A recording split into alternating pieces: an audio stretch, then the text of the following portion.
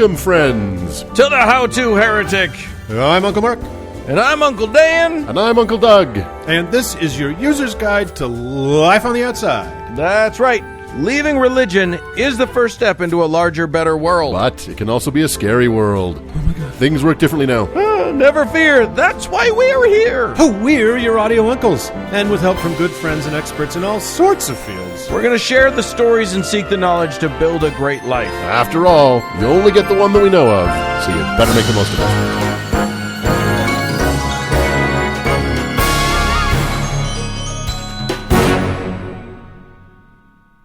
Gents, Howdy do. What is greetings important? to all. Greetings to all. What is important about this week is not only that it is episode 159, but that it was preceded by episode 158, which was a very special episode of Blossom because it was kind of a live show. Yeah. Sort of. Wow, we had a super time. Yeah, we did. We got to see everybody's bright and shiny faces. We did. We had a great time. We gave away a slew of T-shirts to people who, by rights, probably really lost the game. And and the Shul clan. I'm looking at you. And it was great fun. And then we had a Hosanna shout at the end. And how do you improve on that? And I do want to. I mean, we should mention that the T-shirts are available to all. Yes, on the Heretic for money. Yeah, for money. All you have to do is you don't even have to win a game. You just pay us some money, and then boom. And they're currently on sale, by the way. Threadless is having a sale. So head over there, get some Heretic merch. We're going to need it. I believe a show is famous for saying winter is coming. So that aside, here we are in episode 159. What a show. There's some ups and downs for sure, and I'm going to do a little book review for us about two books actually, in the Mormon contribution to the Satanic Panic. So that'll be fun. Yeah, and then I'll try and bore everyone to tears with a little story about Mormon communism. Yeah, Mormonism. And I am going to scare us all to death by talking about the religion of the person who will likely be our next Supreme Court Justice here in these United States. And who is like 25 years old and will be there until 3263. Mm-hmm. She's older than me. Is she? I'm a young buck. She's mid to late 40s, 47 or something. Anyway, we'll talk about it. That's some consolation, I guess. So there you go. Let's... Anything special, guys, other than the YouTube channel is there? Vern's populating that for us, so go click on the links there. And Joe is still holding down the fort over to the Facebook page. So, it's not the Facebook page, which everyone should go and like, is a different thing than the unofficial How to Heretic fan group. That's what Joe does. That's right. People post on the unofficial fan group one. So go there. That's how you tell the difference. Yeah, something's been posted since 2013. So anyway, enjoy all that stuff. We're blown up on social media, and with that, let us dive right in.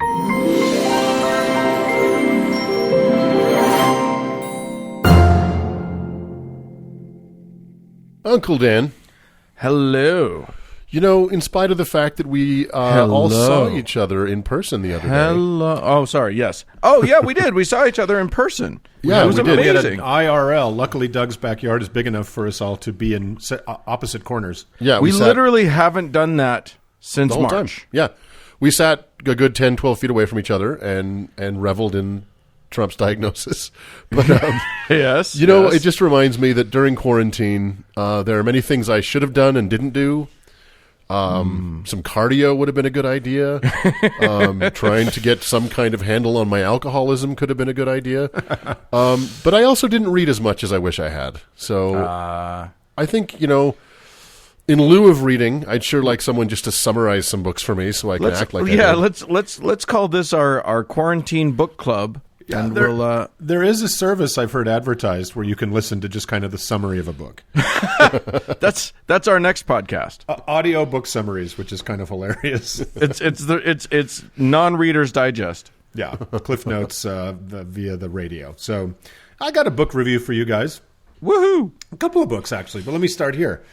You guys know how it's an open joke that New York Times op-ed writer Tom Friedman, world traveler and bon vivant, mighty champion of both siderism, has the uncanny ability to find himself in the backseat of a cab anywhere in the world, only to have unsolicited the driver of the cab offer an opinion about whatever Mr. Friedman has in mind at that very moment. Mm-hmm. Like a cabbie in Cairo offering his thoughts on the American voters' consensus on the capital gains tax, or an Indian tuk-tuk driver's musings about the North American Free Trade Agreement, or a Filipino cabbie wondering when the Democrats are going to get their duffs and get off their duffs and come to the table for a bipartisan agreement on a malingering omnibus spending package.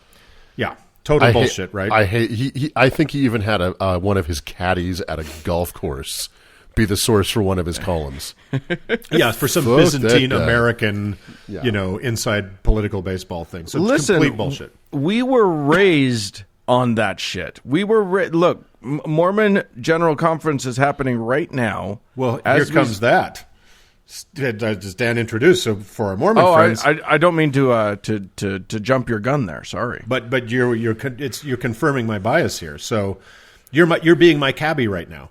So how about high-ranking 70s or apostles in the Mormon Church speaking at conference, indeed going on at this very moment, always having just the right anecdote of a miraculous change of heart in a troubled doubter, or fuck it, a literal miracle that fits almost too neatly into the very specific moral they're selling at the moment. Yet, those godly folk who are the subject of these faith-affirming stories are never specifically named. No. Funny that, but these holy men with such sacred callings would never lie about a thing like that, would they? It's always just, a sister in blah, blah, blah once told me about, and never named. There's never a name. So these are two excellent examples of agendas in search of a supporting narrative. Uh-huh. In both cases, these are obvious lies told to support a preconceived position. And I should give a loving shout out here to our superfan and patron Ivana Ivy for the lead into this insidious quagmire we're about to jump into. Back in episode 23, we did a big examination of the satanic panic of the 1980s and 1990s. That never really went away and now has found a home among many of our relatives and their laughably pig-stupid new cult, QAnon, which we covered in episode 102, but it's completely shifted what it was even since then. In that episode, we discussed just such an example of an agenda-forward blizzard of lies, the book that is largely credited with, if not starting, at least turbocharging the satanic panic, and that book was called Michelle Remembers. Right. This salacious and preposterously fictional screed is claimed to be the result of psychiatrist Lawrence Pasder guiding his patient and later wife, Michelle Smith, through a program of recovered memories which included a satanic dentist, which dentist isn't, exactly. Pulling out most of her teeth, then drilling holes in the rest, having horns and a tail sewn onto her body, and being dragged around by Satan's tail during an 81-day Black Mass in sleepy Victoria, Canada, where the actual Virgin Mary showed up to tell her she was going to be okay. You know, all real things that happen. This fraudulent piece of garbage became a guide for police departments nationwide on how to target weird teenagers and daycare workers and charge them with the ritual murders of children who weren't even missing. And the authors were even invited on the Oprah Winfrey Show. Yeah. Though, as was established in episode 22, Oprah is pretty down to signal boost any absurd sort of bullshit that comes across her plate. 100%. Because Utah Mormonism never failed to surprise, disappoint, and horrify, it turns out some Utah Mormon shenanigans may have influenced the authors of Michelle Remembers. How about that, guys? What? Oh, so we are so proud to be a powerful. Utah. Yeah, exactly. Let's dive in. In 1971, a 200-page, quote, diary, conveniently authored by Anonymous, hit the shelves. It's purported to be the diary of a good white Christian girl who, after having LSD slipped into her cola pop at a party, falls into a life of addiction, sexual slavery, and most shockingly, occasional foul language. Oh, no. Yeah. The, quote, diary, Go Ask Alice, was an overnight success. It has been translated into 16 languages, has been reprinted 43 times, and Jesus. And it is, in almost 51 years, it has never been out of print. Never. It was, quote, edited by a sweet little Mormon church lady by the name of Beatrice Sparks. Born in Idaho in 1917, Mrs. Sparks raised a crop of Mormon boys and got her Ph.D., *, from BYU after moving to Provo, Utah. She became interested in the issues teens face, mostly how to scare them into never leaving the Mormon church, and became a teen counselor of some kind in 1955, although that's a bit vague. Sometime around 1970, it occurred to Sister Sparks that she had a diary of one of her clients tucked away in a file.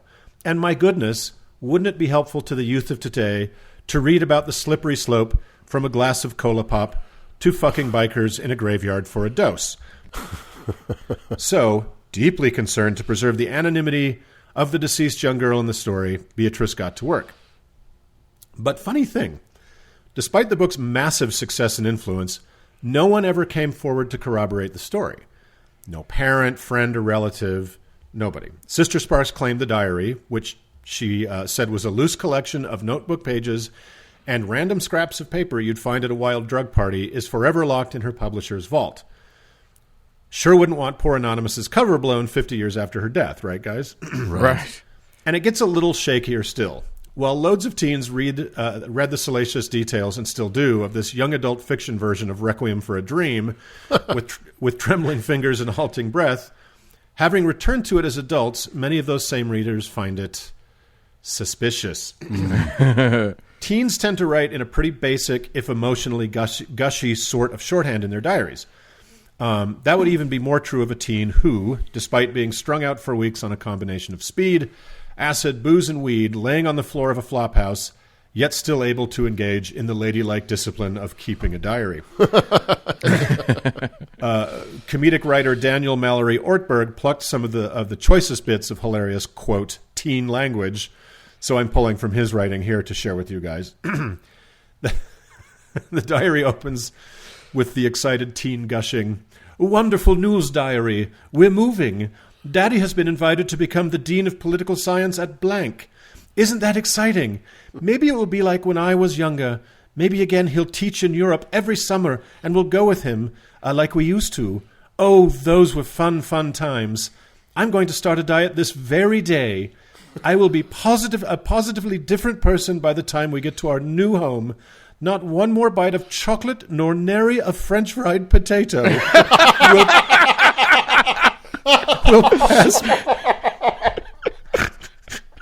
will pass my lips till I've lost 10 globby pounds of lumpy lard." Oh, my God. Okay, I will give anyone listening a shiny new gold doubloon if they can find a single American teenager born after the Civil War who has ever once said the phrase, "Nary a French fried potato will pass my lips." No, the only you can only say French fried potato with an English accent or like Sling Blade. Yeah, you got two options. Got a little French fried potatoes. Diet today. So, and then another time she dramatically laments, "Dear precious diary, oh Martha, I am baptizing you with my tears. I know we have to leave, and that one day I will even have to leave my father and mother's home and go into a home of my own. But ever will I take you with me." This is a 15-year-old girl in the late 1960s, and I'm pretty sure I can prove the last person who ever said, "Ever shall I take you with me," came over on the Mayflower. This is Anne of Fake Gables. Oh, it's so... But wait, here comes the turn. That same young diarist, all flush with horsey love, giggling over her diary on her princess bed in her flowered pajamas, in a few short pages becomes this person. And I mean in a few short pages. "But just before I was too out of it to notice what was going on, I saw Sheila and that cocksucker she goes with lighten up and setting out speed. I remember wondering why they were getting high when they had just set us out on this wonderful low. And it wasn't until later I realized the dirty sons of bitches had taken turns raping us and treating us sadistically and brutally. And that had been their planned strategy all along, those low-class shit-eaters." Oh my God. And, wow. Yeah, and this. "I don't know who or when or where or who it is. I only know that I am now a priestess of Satan, trying to maintain after a freak out to test how free everybody was and to take our vows." Wow. And then this, which I just love. Like, this is real. "Another day, another blowjob. The fuzz is clamped down till this town is mother dry. Okay. And then the fuzz. The fuzz. Only a 90-year-old. Totally. Yeah. Oh, my God. I know. This is the... What year was this published? 1970 or 70. It almost sounds like good Edward Lord. G. Robinson wrote that, you know? Yeah, it's Dragnet, right? Yeah. and then shortly after that day's obligatory blowjob, the book ends jarringly, followed by this postscript. The subject of this book died 3 weeks after her decision not to keep another diary. The parents came home from a movie and found her dead. They called the police and the hospital, but there was nothing anyone could do. Was it an accidental overdose? A premeditated overdose? No one knows. And in some ways, that question isn't important. What must be of concern is that she died, and that she was only one of thousands of drug deaths that year. So, maybe if Mommy and Daddy had called an ambulance rather than the hospital, where the ambulance goes to, she may have lived. So, as Dan was alluding, for anyone who may or may not have any drug knowledge out there, the, quote, writer or, quote, editor of this alleged journal definitely had none. Right. Here was the order of drug use in the book. See if you can see any red flags. LSD, speed, benzos, various uppers and downers, injected speed, much, much more acid, tranquilizers, and lastly, marijuana. Oh, she finally made it to the bad one. It was the weed she was most terrified of, ended up selling her body for, and if narrative progression is to be believed, died of. Right. Oh, I mean, my God. Sure, diary. That Sure. list of drugs was lifted directly from Fear and Loathing in Las Vegas, except in reverse order, obviously. Exactly. Right. That's just what he had in his pocket. Yeah. So, as Dan was alluding to earlier, so just from the language and obvious ignorance of drugs, their typical progression and effects, the listener can judge for themselves whether this, quote, diary was written by a teenage child of the 1960s, or maybe, just maybe, a very sheltered religious Mormon lady born during the First World War with a serious missionary zeal for her moralizing agenda. Take your time. Oh, my God. Also, you can smell, especially when you grew up in it, you can smell when someone's trying to use shock language for Mormons. Yeah. Like, the word blowjob would make a Mormon teenager faint in 1971. Right, exactly. Yeah. But like someone who was actually like sucking dicks to get their next hit, they wouldn't be. Nobody would say, "Another day, another blowjob." Punching the clock. Got a case of the Mondays. Yeah, no, So in short. Yeah, go ahead. No, I'm just I want to get. I'm actually going to look it up and see if there's an audiobook because I want to listen to this because it sounds awesome. If there isn't, we're doing one. We're doing the unauthorized audiobook. It's for patrons only. You can't tell anybody about it because we'll get in trouble. Yeah, and I will do the kind of Mo the bartender version of her after the drugs, right? Exactly. We'll take turns doing different voices for Mo her. Sislak. Yeah. Another day, another blowjob. What are you going to do? So in short, this book is a forgery and a work of fiction, passing itself off as something more than that. But Snopes and the New York Times, among many others, confidently put a stake through its stupid, disingenuous heart, should you care to look those up. And that's just the beginning of Sister Beatrice Sparks's ethical skid mark on the American teenage landscape, fellas. What? There's more? By the way, the name Beatrice Sparks sounds like the most wholesome porn star. So, flush and feeling all head up over her success with Go Ask Alice, Sister Sparks took on a new and very much more fraught project. Having seen the, quote, positive effect Go Ask Alice was having as a cautionary tale for young readers, a bereaved mother named Marcella Barrett approached Sister Beatrice Sparks, a fellow Mormon from the same Utah County area and therefore far too credulous and trusting of Mark. She had recently lost her beloved 16-year-old son, Alden Barrett, to suicide. Oh, that sucks. Yeah, terrible. In hopes that Sparks could publish something to warn against suicide and the terrible pain that remains in its wake, Mrs. Barrett entrusted Sparks with her dead son's real journal. No. Sister Sparks accepted this great trust and honor by betraying that trust stupendously. You see, for deeply religious people, when their agenda is more important than the truth, the agenda supplants the truth and, in fact, becomes the truth in their own minds, even as they consciously set about a time-consuming fraud in the process. Right. So after changing Alden's name to Jay and really not a lot of other details to preserve his anonymity, Beatrice Sparks took this journal of a normal teenage kid and his angst about school, girls, the raging Vietnam War, and a suffocating religious culture he was living in, and turned it into, well, something entirely different. Using only 21 of the over 200 real journal entries, Sparks meat-packed a total fiction onto the very real skeleton of this tragically lost young man's story. I'll let the words of the very funny blogger Mondo Molly lay it out. The plot. Nominally, Jay's story is supposed to scare readers off of occult activities, but Sparks casts a wide net, warning teenagers about the dangers of drugs, sexually aggressive high school girls, predatory homosexuals, Ouija boards, ESP, telekinesis, crystal balls, cattle mutilation, transcendental meditation, voodoo, cosmic alertness, astral projection, yoga, and the lost continent of Atlantis. Oh, my God. Wait, you just slipped cattle mutilation in there like we weren't going to notice. Oh, I'll come back to it. Oh, my God. And she finishes by saying, I'm sad that chemtrails weren't a thing in 1979 because I could have completed my bingo card. Right. So, however tragically Alden Barrett died, and however much trust his grieving mother placed in Beatrice Sparks, Sister Sparks' agenda of the moment was Satanism and the occult. So that is what this horrendous fraud of a book called Jay's Journal is about. A good Mormon boy's descent into black masses and levitating silverware with the kids down to the purple turtle.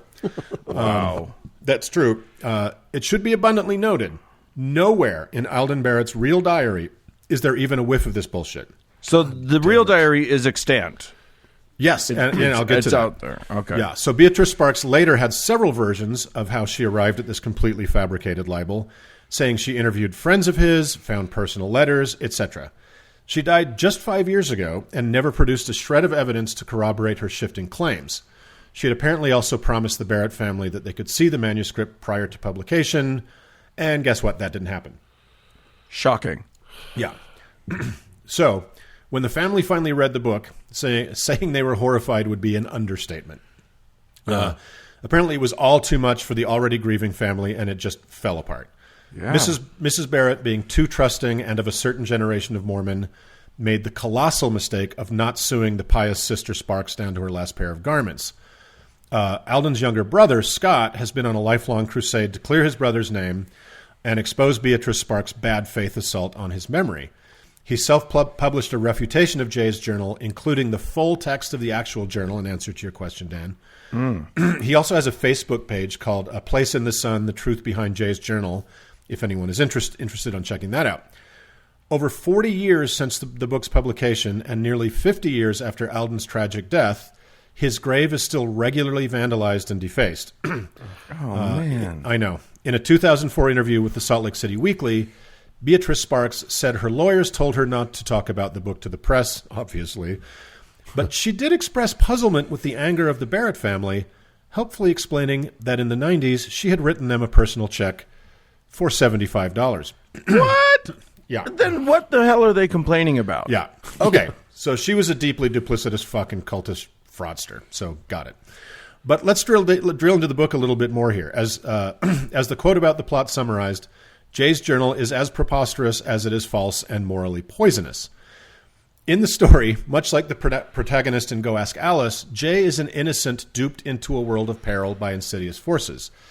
This is a really common and conscious trope in young adult cautionary novels that want to scare young teens who would never dream of levitating in a graveyard or giving blowjobs for crank into believing the world outside their parents' or church leaders' watchful eyes is full of sneaky queers and pushermen and slave catchers in groovy vans.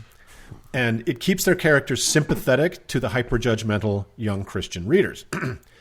But like Alice, the complicated, bright young Jay, once corrupted by the diabolical Tina, a classic evil temptress of the sort last seen hanging out by apple trees in the first chapters of Genesis, Jay finds himself tempest-tossed in an invisible sea of, quote, O, the letter O.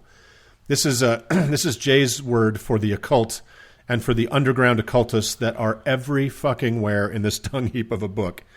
His closest friends, his teachers, his school counselors, the teacher at the boarding school he gets sent to after stealing from his dad's pharmacy. The entire world, and this is like Utah County in the 70s, right?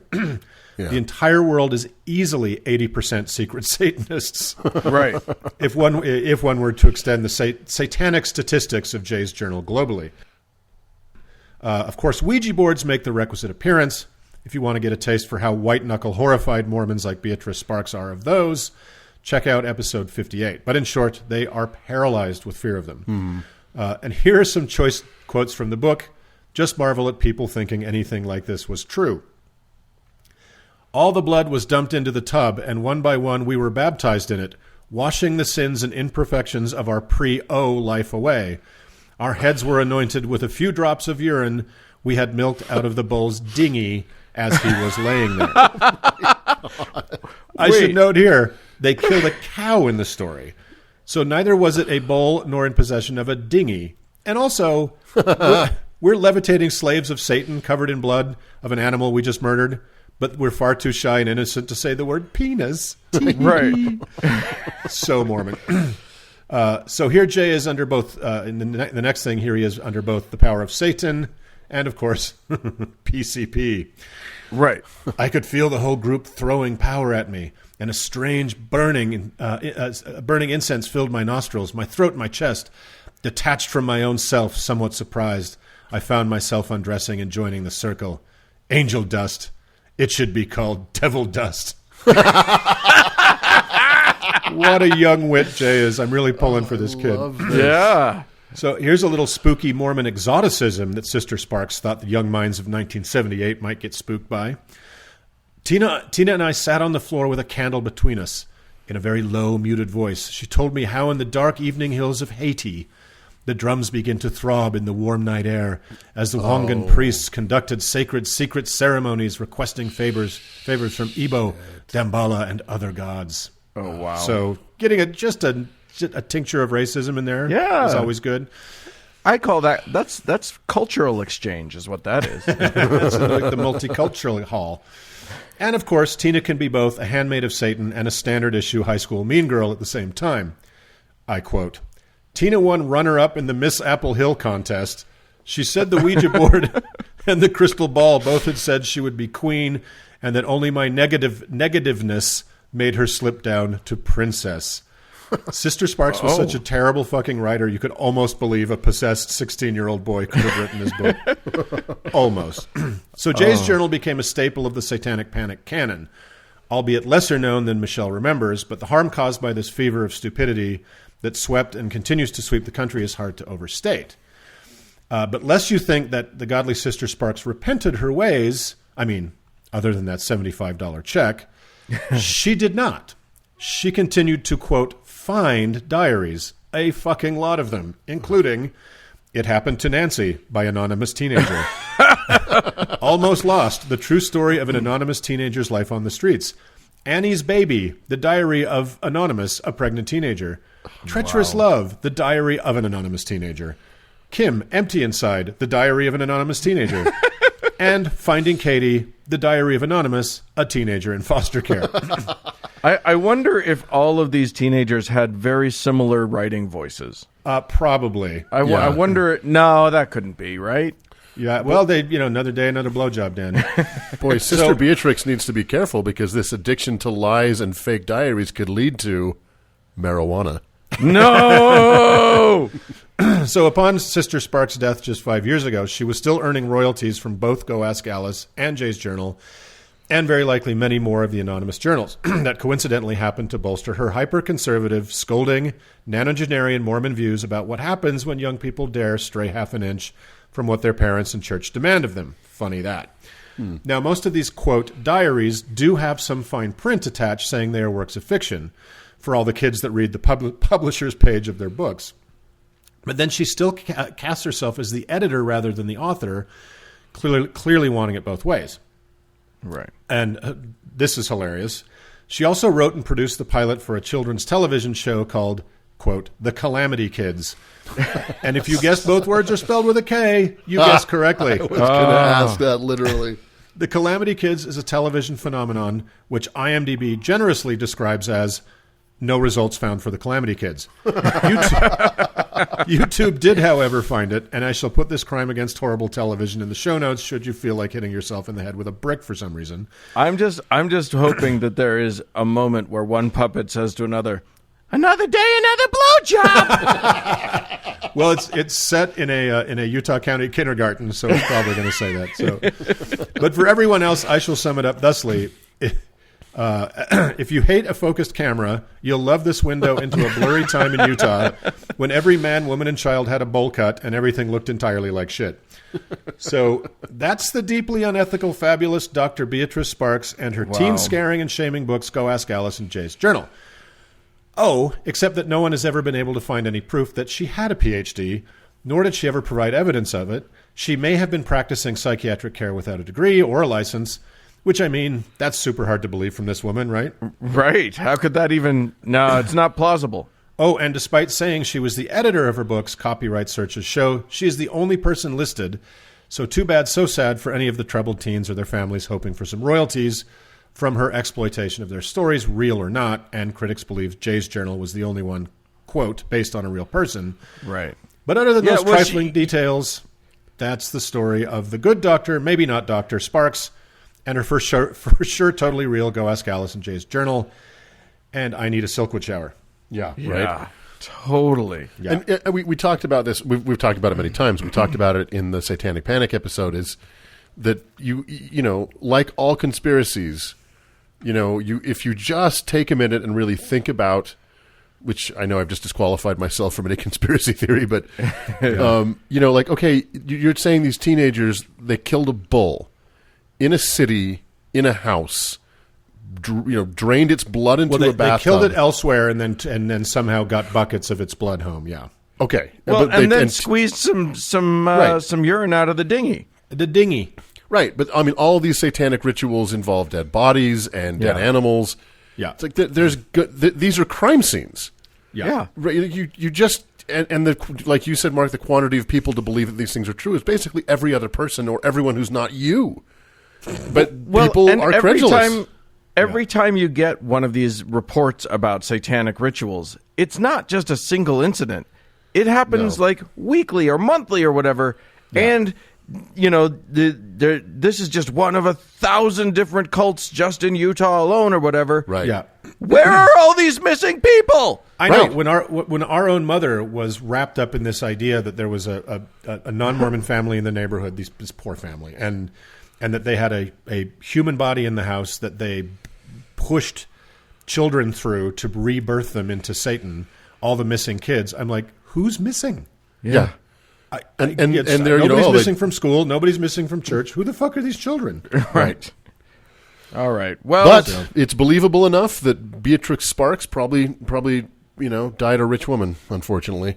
There you go. She died. She should have been poorer for sure. So let's move on.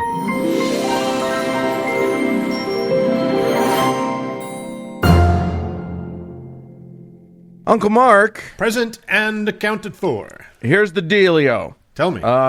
We are headed, if the election goes the way some people want in this country, President Jill Stein, at last.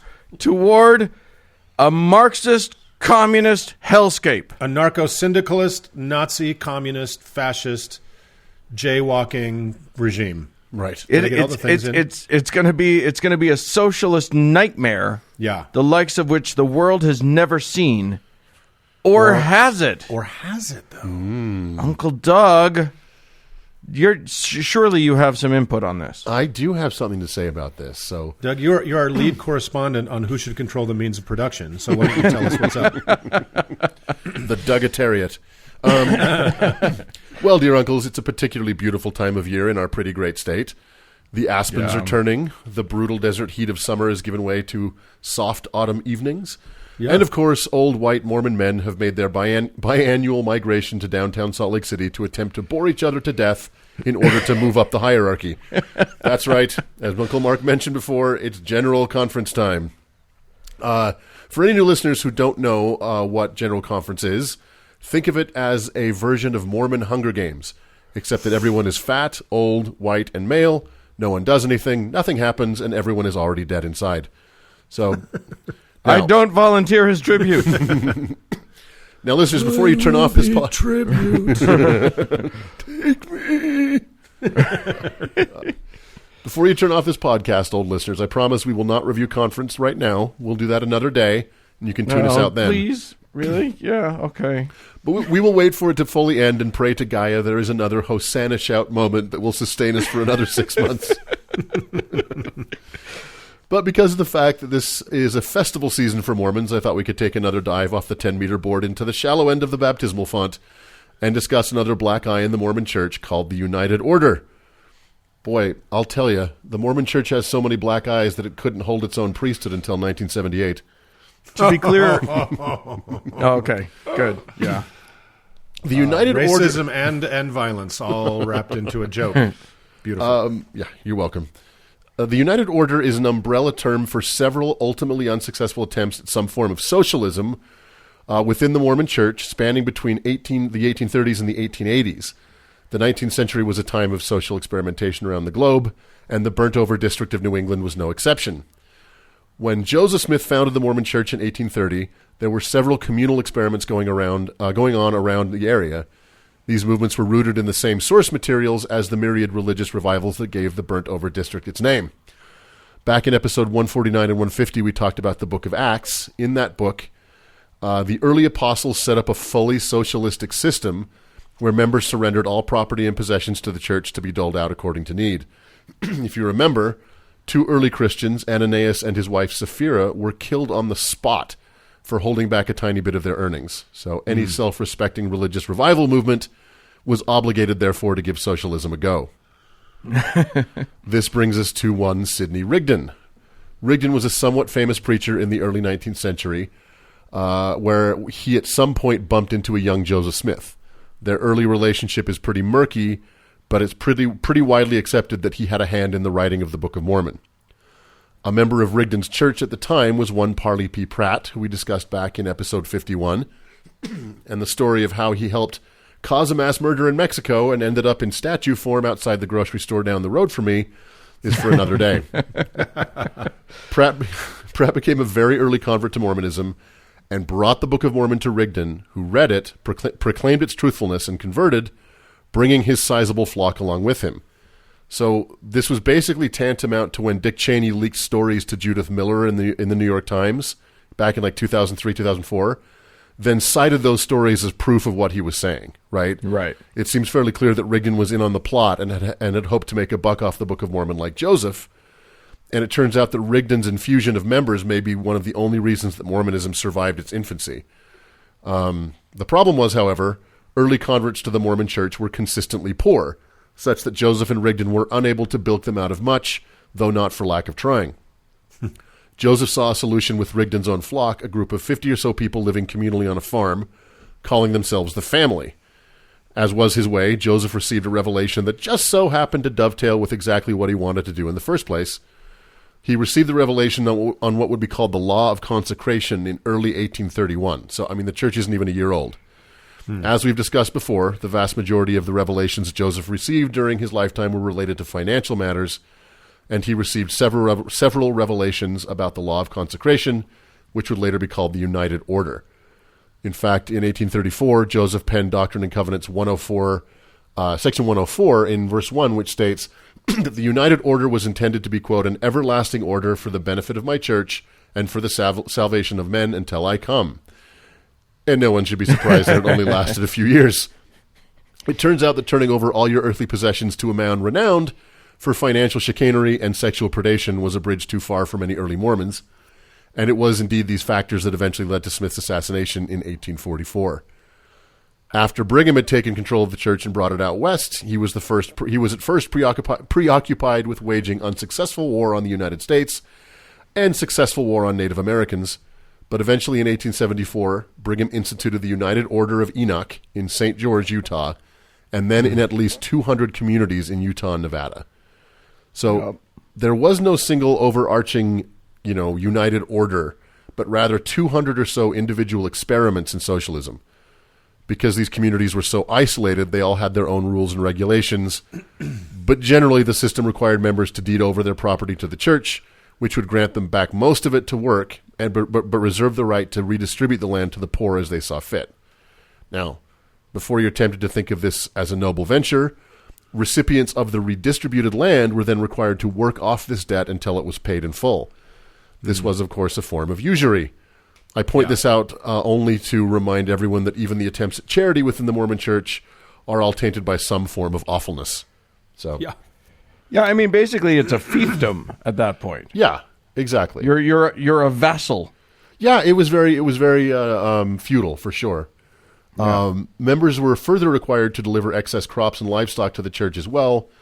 To this day in rural Utah, you can still see what was called the bishop's storehouse, usually a barn next to the church house where the bishop kept and would store those goods. So you've seen those, right, guys? Yes. Yeah. So I mean, it's a concept that still exists, the bishop's storehouse. Only now it's not. It's not what it was. It's not an actual place. It's just a store of food and stuff that Mormons who are suffering from hardship can get some food out of. Exactly. Now, active Mormons will always point out at this point that the United Order was fully voluntary and families were under no duress to participate. This is, of course, bullshit. Sure, Jan, yeah. Brigham Young was known for many things, but issuing suggestions was not one of them. Mormonism is not really known for voluntary. Exactly. Do it, don't, whatever. Mm-hmm. So, from 1874 forward, 200 or so communities implemented some form of the United Order, and every single one of them would eventually fail. Most within only a few years. Even the town of Orderville in central Utah, which was founded specifically to practice the United Order, gave up on it in 1885.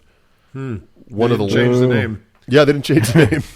I looked up Orderville online, and in the 2010 census, there were like 55 residents. Yeah, it's tiny. It's tiny. And if you drive, south on 89 to Vegas, you drive right through it. Yeah. One of the last towns to continue the practice was, ironically, Bunkerville, Nevada. If that name rings a bell, it's because it is the hometown of one Cliven Bundy. Right. Who we talked about back in episode 144. Communist. Yeah, exactly. Super big fan of socialist ideas. Yeah, exactly. He's famous only for his disdain of centralized government and the specter of socialism. Yeah. So there's that. Now, I'm not going to get into the political differences between socialism and communism, except to say that most of the experiments under the United Order tended much closer to communism, with property and goods being owned by an undemocratic body preoccupied with the equality of outcomes. So, this is not the form of socialism that we would find compatible with democratic societies today. These experiments all failed for the same reasons that the Soviet system failed in the 1980s. Corruption and mismanagement were widespread, and so distrust and resentment eventually led these communities to give up on the United Order, even though it contradicted Brigham's wishes. So that was not a common thing, Yeah. But the fact remains that from its inception to right before being granted statehood, the Mormon Church was at least trying to be a communist collective. If that seems somewhat incongruous with what the Mormon Church has become, that's because it is. The fact that an organization... But only all the way. But only completely and totally. Yes. Yeah, the fact that an organization that would make Adam Smith blush was founded on principles that would make Karl Marx proud is not lost on modern Mormonism. As the church has desperately attempted to be accepted in modern society, this history has proven problematic, especially since the main political boogeyman of the 20th century was communism. And so, the leadership has gone to great lengths to explain that the United Order wasn't what it obviously was. One of the most famous attempts for this was a speech given by Apostle Marion G. Romney at BYU in 1966. And yes, Marion is first cousin of current Utah Senator and human weather vane Mitt. Boy, it's fun to say his name with disdain. I just realized that. Mitt. I think we'll have plenty more chances. Yeah. This speech is still widely referenced to this day. And boy, if you want to hear a speech that has not aged well, to say the least, go ahead and give it a listen. In the speech, given during the height of the Cold War, Romney fails utterly to explain why the United Order wasn't socialist, while at the same time reminding all who listen that Mad Men was closer to a documentary than a drama. In the speech, Romney makes fun of his stupid wife for suggesting that caring for the poor is a noble goal. Then he goes on to give a tortured metaphor about two horses. I don't really understand what's going on here, but this happened. In the metaphor, a farmer has trouble distinguishing between two horses. They both look alike, run the same, and sound the same, Finally, he measures both of them, and wouldn't you know it, the white one was 5 hands taller than the black one. Now, 5 hands? Yeah, He exactly. didn't notice 5 hands worth of height difference? He couldn't tell one was white and one was black? That's Oh, right. I get it. Yeah. They're I get opposite it. colors, and that, to my mind, makes them And a pretty huge- fucking 5 distinguishable. hands is a large size difference. Exactly. Yeah, I didn't get the joke at first. Now I get it. Okay. Well, I think it's both things. Yeah. But I still cannot understand what this metaphor had to do with the subject matter. And, one can be forgiven for simply thinking of it as nothing more than ham-fisted, were it not for the fact that the church at the time fully believed in the primacy of the white race and did not allow blacks to be full members. It's pretty problematic when you listen to it. It's like, What conference talk isn't? Exactly. Yeah. So the modern Mormon church has fully embraced naked, voracious, predatory capitalism and prefers not to talk about the time in college when it wore a Che Guevara T-shirt.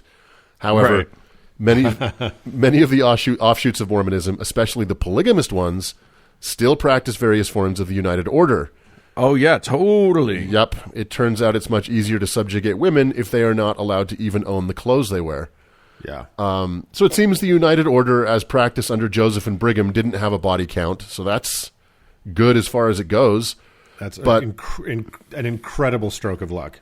Yeah, It's almost unbelievable. Yeah. truly. But as it's practiced now, it is a brutal system of control and subjugation that most definitely has a body count.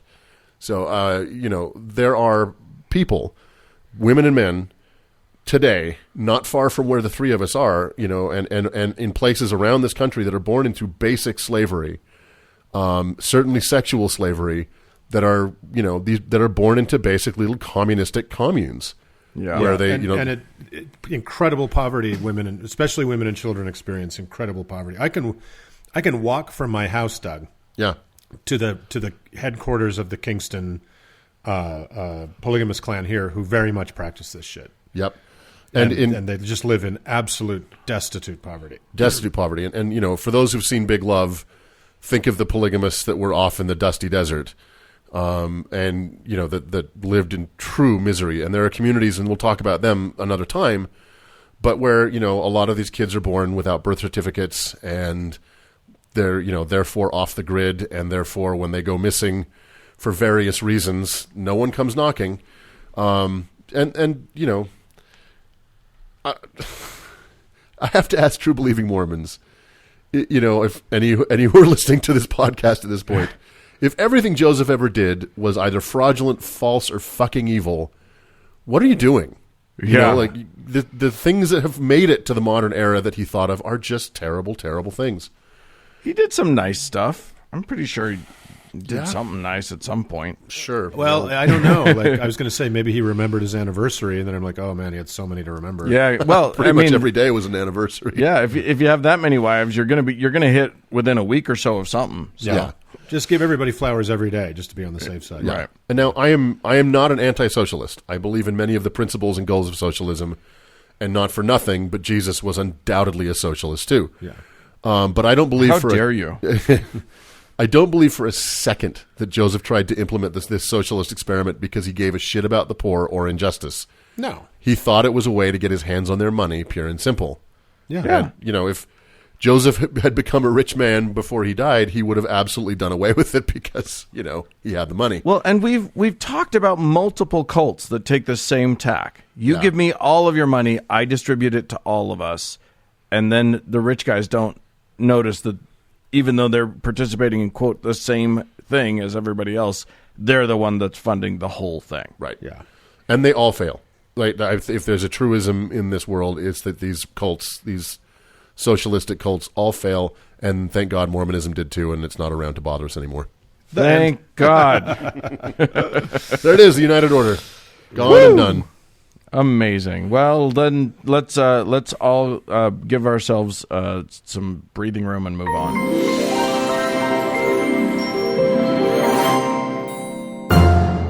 Gentlemen, Hello. we are we convene each week to make the show for the people, and the people in turn, they feel the Holy Spirit from us, and they decide, oh, I'm going to give them money. And I think that hashtag blessed.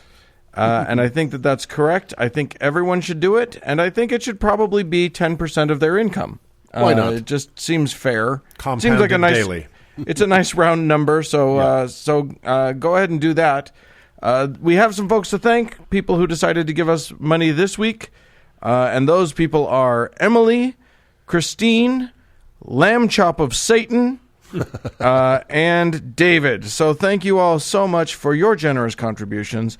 Anyone else who wishes to contribute can do so by going to howtoheretic.com and clicking on the Support Us tab. It doesn't hurt. It tickles a little bit. Yeah. And it's nice. And then if you can't do that, we're not mad, but there's more that you could do. Stars. To the stars. Ad Astra. To the stars. They're free for you. Mm-hmm. They're free for you to fill our sky with constellations of love in a giant stellar hug. So if you can go someplace, any place, give us 5 stars. Write a review. Write a nice review. Lie. Yeah. Bear false witness. I don't give a shit. Yeah, look, we don't believe in religion anymore, so lying is not a sin. If you like us 4 stars amount, give us 5 stars. It's still the right thing to do. Mm-hmm. Yeah. And that will help us get the word out. Round up. Always round up when giving Always round stars. up. If you think we're a 2-star show, still round up to 5. That's just how this works. If you think we're a 2-star show, what are you listening for? Why are you doing this? Yes. But hang up the phone. So yes, give us stars, give us money, and we're just going to keep giving you the love through the infected air every week. Indeed. Moving on.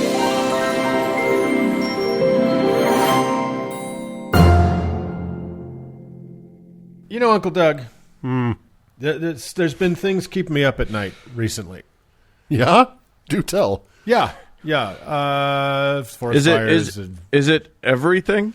It's a combination of everything, but there's an everything that's everythinger than all the rest of the everythings. And that everything is, I am really concerned about Catholic representation on the Supreme Court. I'm just going to say it. I'm just going to say it. Ever since Scalia died, it's down to like 80%. And I just don't think that's right. It's not good. I thought you were going to say what's keeping you up at night is the fact that the world we're living in seems to be Alex Jones reading the book of Revelation in your ear. I actually bought the audiobook of him doing that. I would love that so much. He should do audiobooks. He should. And that's the one to start with, right? Revelation, there. And then he could do some Judy Blume. Or he could always do Go Ask Alice. Yeah.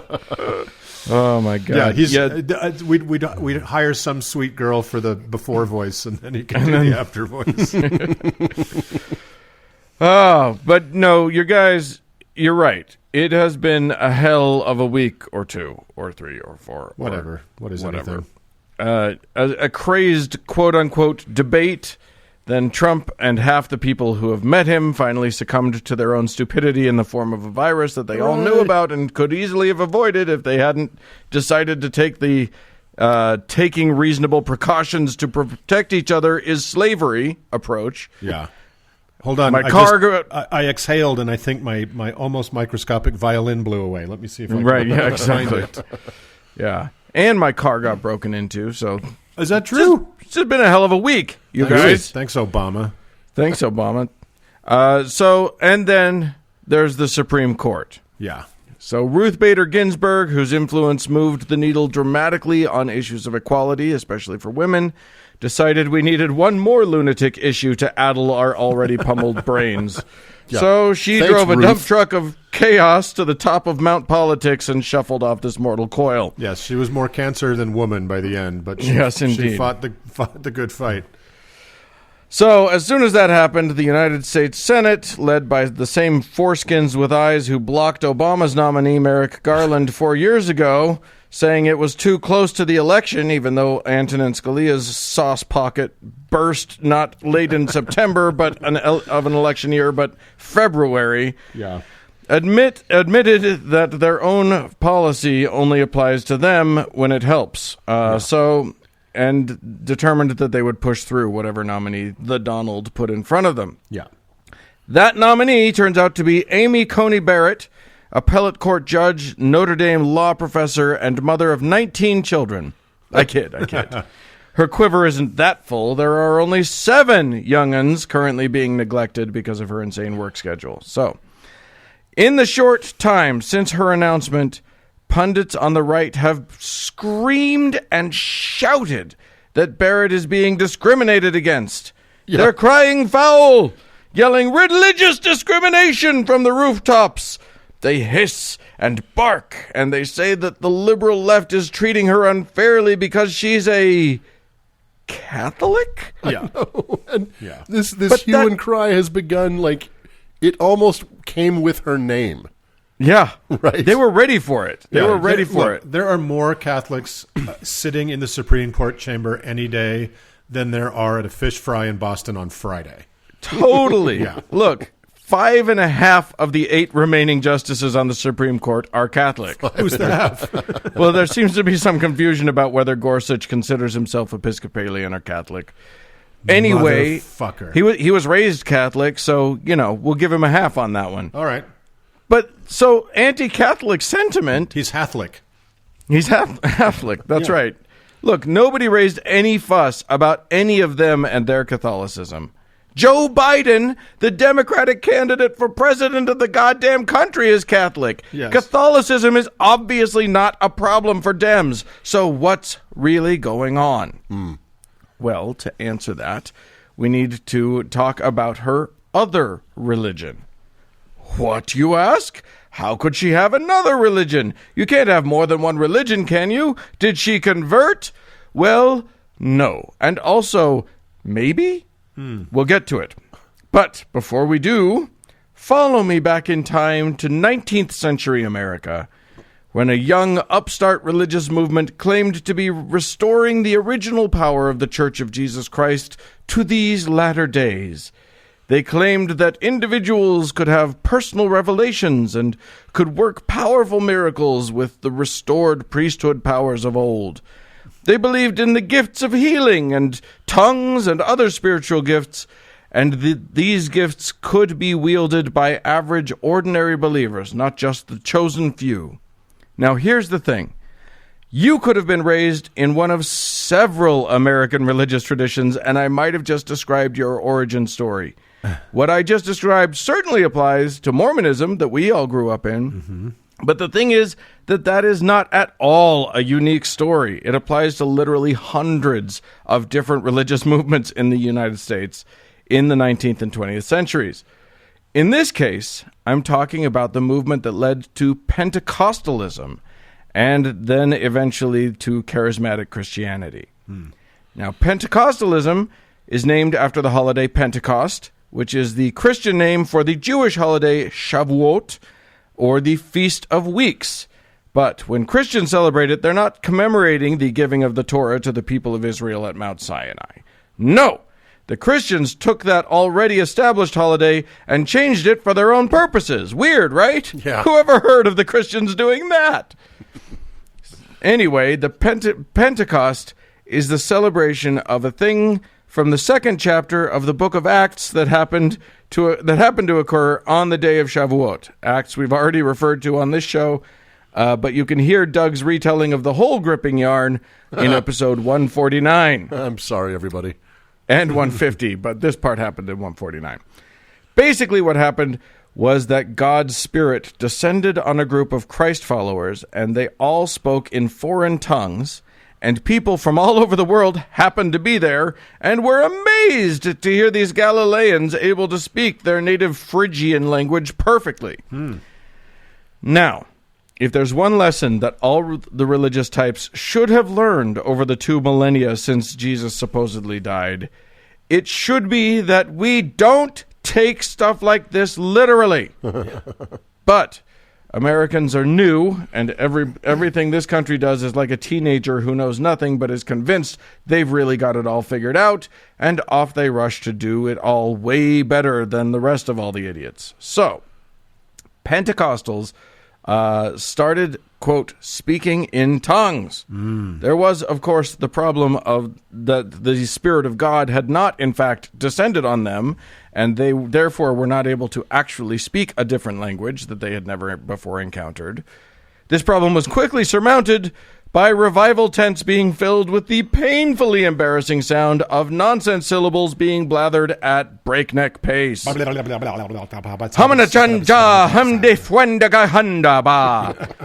It's literally like that. Incidentally, if you check out the most recent episode of Thank God I'm Atheist, which is episode 461, I believe, we actually talk about this phenomenon. And in the show notes, there's a link to an amazing clip where a whole stage full of preachers, instructed by a guy named Sid Roth, who is an actual Jew for Jesus, who he says to them, all pray in tongues.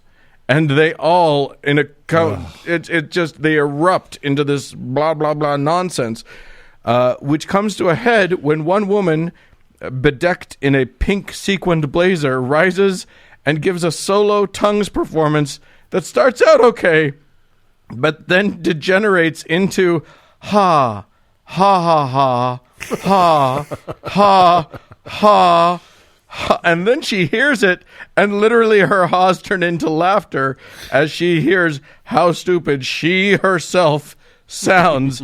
It's amazing. Go check that out. I'm still triggered from the presidential debate. I don't think I need to hear people screaming in nonsense language. Oh my God. It's so weird. Pentecostalism arose out of the revivalist movement and really gained traction in the early 20th century. It's actually kind of cute. Early on, they actually thought that their jibber-jabber might be real, and at least one important guy, Charles Fox Parham, thought that he could send missionaries abroad and they wouldn't need to learn the language because they were already speaking it. How'd that work out? God, that's fantastic. Oh, cute little Charles Fox Parham. Some guy knocks on your door. It's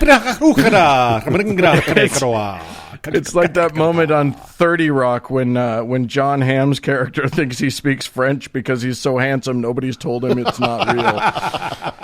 I don't remember that. That's great. Anyway, despite what should have been obvious to everyone who saw it, this shit took the fuck off. Protestants all over the place were freeing their tongues for Jesus. Faith healings had become a big crowd pleaser too. And since there was no internet to fact check what the fuck was actually going on, the credulous populace here and abroad lapped this "we can do Jesus magic too" shit up.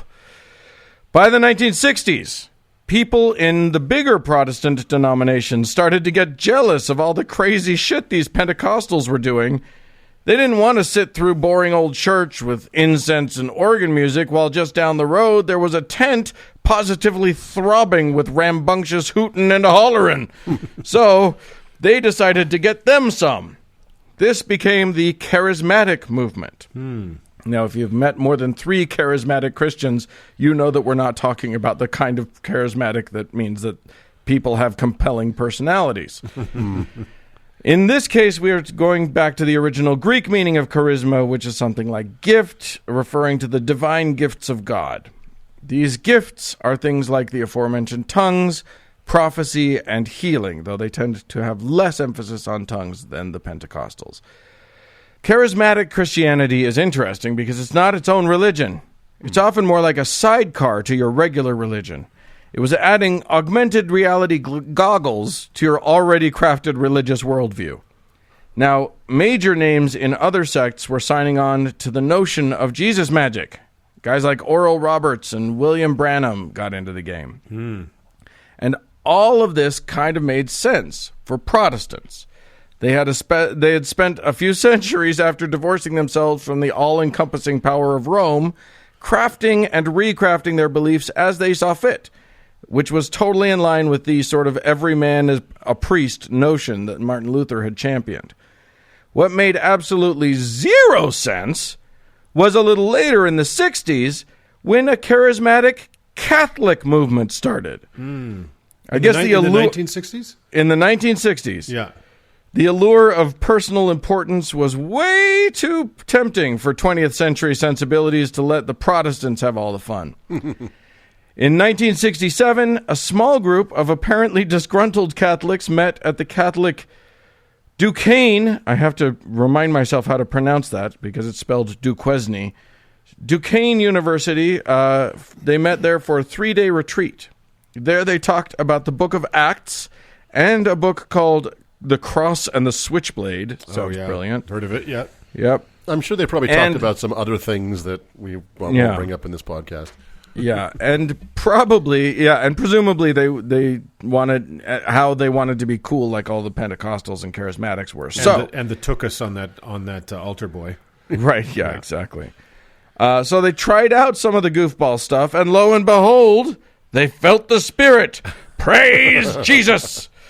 So that crazy energy spread around Duquesne like a California wildfire. Soon, two young theology professors, William Story and Ralph Kiefer, took this newfound zeal back to their alma mater, Notre Dame.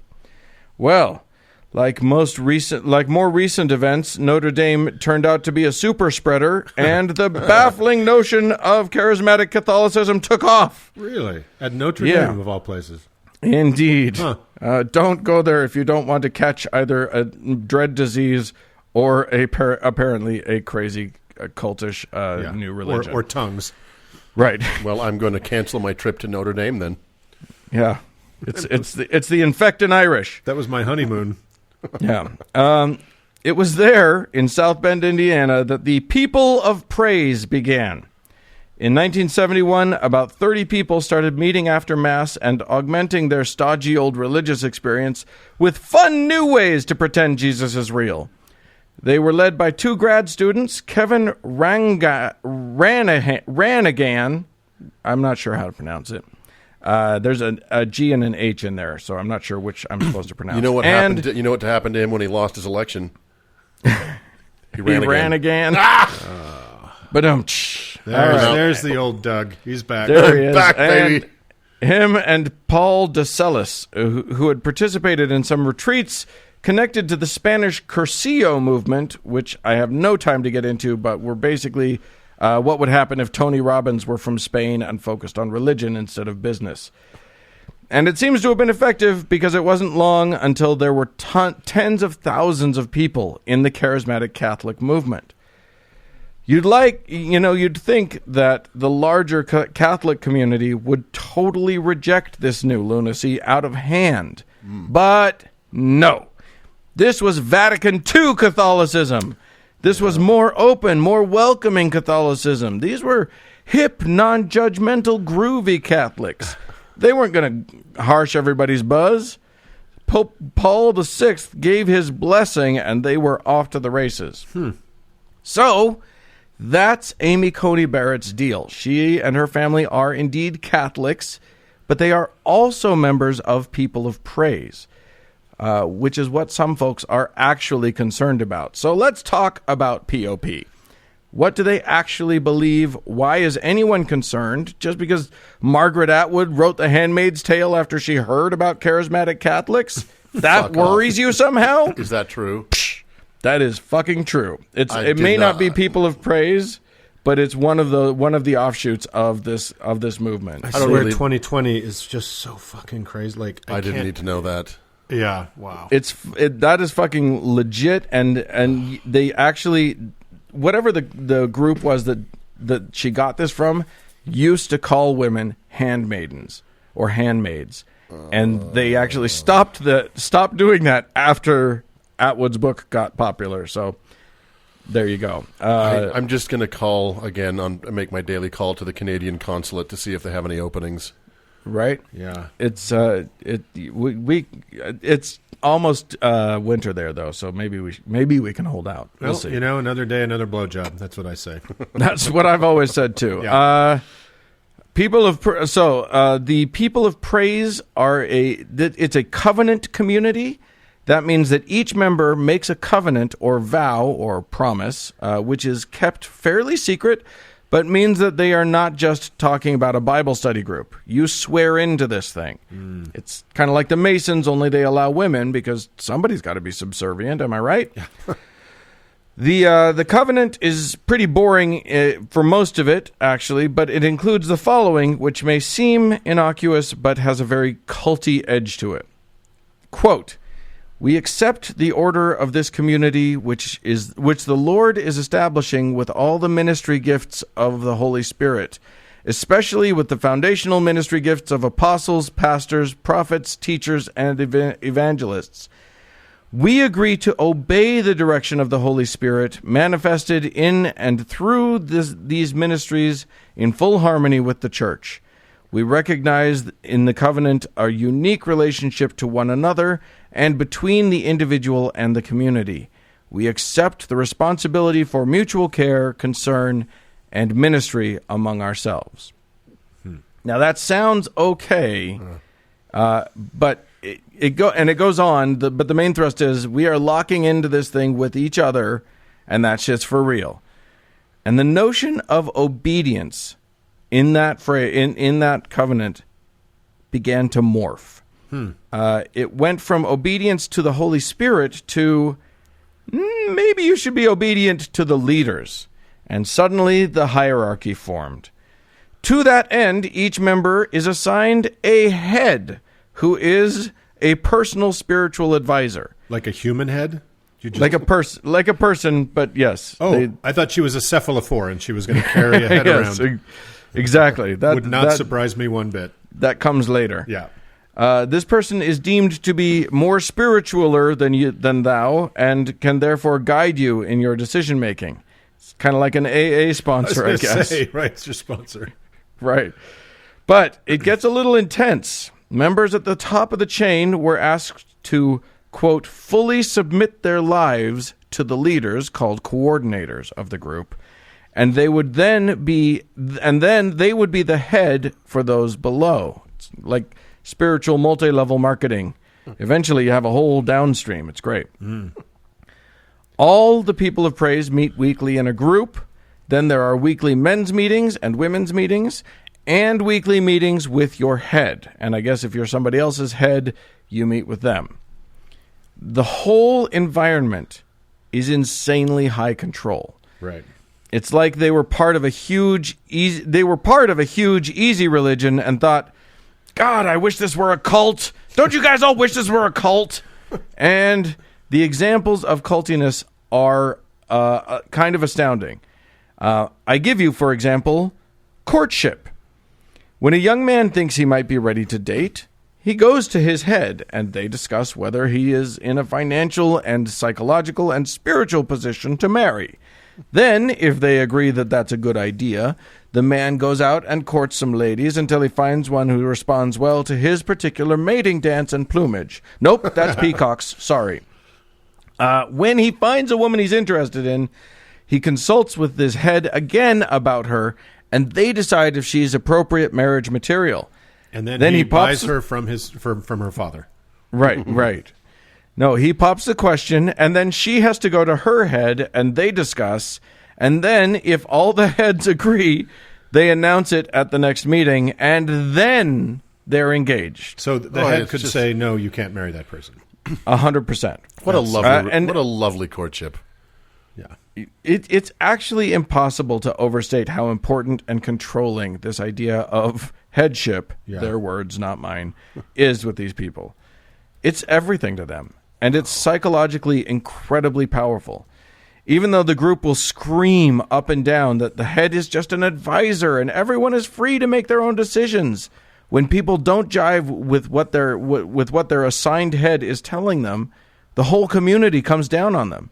Headship is the whole ballgame for them. So if it fails, the system fails. And that can't be allowed to be the case. So, it can't be left to be just, this is an advisor. It's so much more than that. Now, people have left this group. As a matter of fact, in the beginning, fairly early on, just a couple years into this, one of the main guys left, and with him, and then that led to a whole group of others leaving. And this forced the sort of the head dude to give a whole talk, and he basically said that they had what's called a quitting spirit, which, yes, right? That's what it was. I'm feeling that every fucking day now, let me tell you. Right? But among them, this was a sign of pure evil. The commitment that these people make are, as one former member described it, an objectively binding obligation in conscience that one cannot be abandoned without the agreement of the other parties involved. That's not how leaving works. Right, exactly. Oh, I guess I'm not leaving. I'll stay. I'd like to break up with you, but I need a committee vote. Yeah. Right, exactly. So, as much as they want us all to believe that this is just advisorship, or this is just it's kind of a support group for Catholics or whatever, that is not what this is. And I've seen it in articles all over the web. They talk about how not a big deal this whole thing is. How could it be bad for somebody to have a spiritual mentor? But no, that is not what we're talking about here. What we are talking about is a group that is extremely controlling, and an individual, someone that should, by rights, by your own sort of commitment to the group and a promise that you made, a covenant that you've made, this person has some control over you. Yeah. Which, that is pretty fucking concerning for a Supreme Court judge. To say the least. Even just conservative Catholicism, right, is very problematic for reproductive rights. I was just going to say that, basic human rights, for LGBTQ rights, women's rights, etc. Okay, that's just bad enough. And I would, even if she wasn't part of this, I would still feel completely. Religion is a choice. Right. The sect of your religion is a choice. Choices can be questioned. She should be questioned about. And she is all in on all of those issues. She has shown to herself to be all in on all of those issues. Yeah. But then you add to that this layer of a very and also this cult is extremely gender roles and obsessed, extremely obsessed with controlling each other, and you've got yourself a problematic little belief system. Well, for someone who's meant to judge people. To Uncle Mark's point, I don't get to choose Supreme Court justices, so my opinion may not be relevant, but I would consider being a devout Catholic disqualifying. You know what I mean? This sounds orders of magnitude creepier, weirder, and more problematic than that. Yeah. Yeah. If you were an Opus Dei Catholic, I think that's a huge problem. Right. Mitt Romney was rightly questioned about, people brought this question up when he was running for president. It's like, well, you swear obedience to the Mormon Church prophet and leadership. Yeah. You believe that God has a mouthpiece on earth. Yeah. What if he comes to you and says you have to do X? Yeah. Launch the nukes. That was a legitimate question. It's like, when does the Supreme Court justices are supposed to understand and interpret the laws that are passed, right? And how they relate to the Constitution. And her mentor, I guess, or the person she most looks up to, I think she clerked for him, Antonin Scalia, invented a whole new, fake system of how one does that, which is originalism, which means the founding fathers thought whatever I'm thinking right now. Right. Exactly. Right. Yeah, I mean, so it makes you wonder, though. These are not irrelevant questions, right? Like, who have you sworn fealty to, and what have you sworn fealty to? Yeah.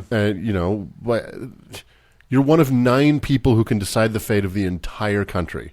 You're not elected, and you will die in office. I seem to remember that all news networks spent weeks questioning Obama's proximity to Jeremiah Wright. Right. Right. To his, I don't know what kind of religion it was, but his Protestant, pastor, whoever the guy was. Yeah. So I guess it was okay then. Your pearl clutching is meaningless now. Yeah. Well, I don't know what's the difference between Barack Obama and Antonin Scalia and Barrett. And Donald Trump. I don't know. I can't put my finger on it. We'll sort it out. We'll figure it out at some point, surely. All right. Well, and up until a couple days ago, I was writing this as though she was definitely 100% going to be our next Supreme Court justice. She looked unstoppable. Who knows? It may be that there's a virus that has some say in the matter now, but it may be. It's still likely that she's going to be the next Supreme Court justice. What the press is calling the Rose Garden event, where she was introduced and apparently it was a super spreader event. They're now calling it the Rose Garden Massacre. Right. And, potentially 3 Republican members of the Judiciary Committee are going to have to be in quarantine. So, Lindsey Graham and Mitch McConnell have already said they'll do it virtually. Yeah. Which is the first time they've wanted to do anything. The hypocrisy is so goddamn thick. The president who nominated her may be on life support when the vote happens. 3 of the senators that are supposed to vote for her may be on life support. And the chairman of the Judiciary Committee, Lindsey Graham, is very likely to lose his election.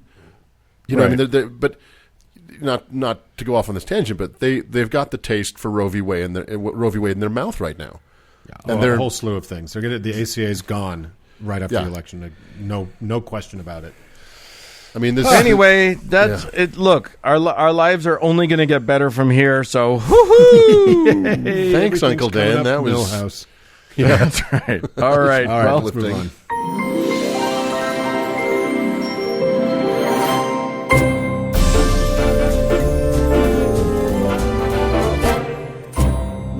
Well, friends, that's it for this week's Uneven Show. Yeah, indeed. Hey, we'd love to hear from you. Send us an email, howto@howtoheretic.com if you have, a sidebar cult that goes along with your religion. Yeah, or if you know that a cow doesn't have a penis and whatever you thought was the urine is something else, you can leave us a voicemail about that at 903-88-HOW2, which is 903-884-6986, and you can also tell me about it on Twitter through the tiers. And by the way, that's not urine. And always thanks to our patrons. Yes, and thank you, Cody Layden, for levitating the show. And thanks to all of you, dear friends, for tuning on in. Bye, friends.